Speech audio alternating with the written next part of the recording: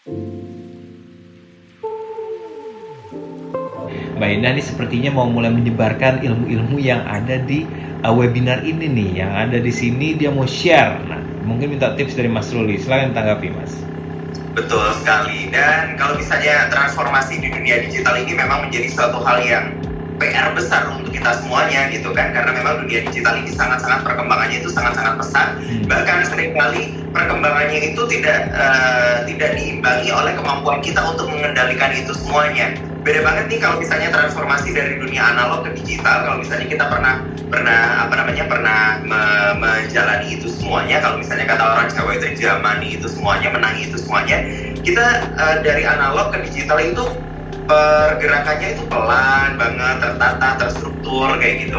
Tapi di dunia informasi sekarang, di dunia digital ini semuanya serba cepat, gitu. Dan kita pun juga diminta untuk bisa lebih cepat tanggap dan pastinya juga lebih cepat untuk beradaptasi dengan itu semuanya. Tips yang paling gampang sih untuk bisa lebih cepat untuk beradaptasi dengan itu semuanya adalah dengan cara seperti ini. Kita harus meluangkan waktu untuk belajar. Gitu. Untuk belajarnya dengan cara yang seperti apa? Dengan cara melihat, kalau misalnya kita mulai dari apa yang paling kita butuhkan dulu nih Mbak, misalnya ya, kalau misalnya kita ada di daerah terpencil, yang kita butuhkan itu adalah untuk media pendidikan dengan menggunakan fasilitas Zoom seperti yang kita lakukan sekarang gitu. Nah, yang kita lakukan adalah karena kita tahu di daerah terpencil itu seringkali juga sinyalnya itu juga susah ataupun juga yang lainnya. Kalau misalnya Zoom kan memang harus punya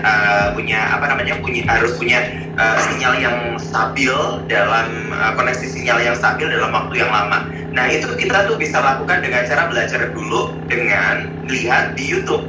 Kalau misalnya di YouTube kan cenderung bisa diatur tuh resolusi dan segala macamnya. Kalau misalnya resolusinya nggak terlalu gede, itu otomatis kan akan lebih lancar lagi untuk kita belajar.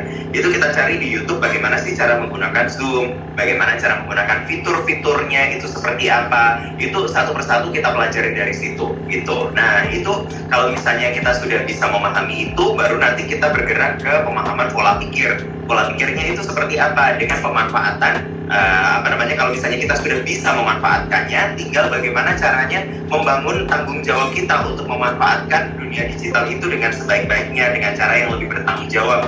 Misalnya digunakan untuk hal-hal yang lebih positif, tidak menggunakan hal-hal yang untuk hal-hal yang negatif, atau juga misalnya untuk melakukan panggilan khusus untuk membicarakan ataupun juga melakukan hal-hal yang tidak senonoh ataupun apa gitu.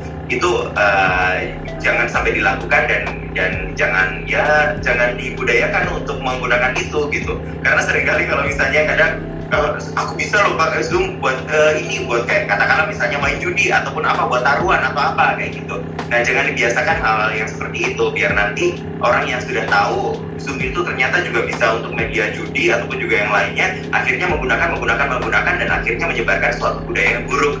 Tetapi sebarkanlah suatu budaya ataupun juga kultur yang baik. Itu pastinya selain kita bisa memanfaatkannya, kita juga bisa membangun suatu budaya baru yang lebih positif gitu dalam pemanfaatan dunia digital ini sendiri.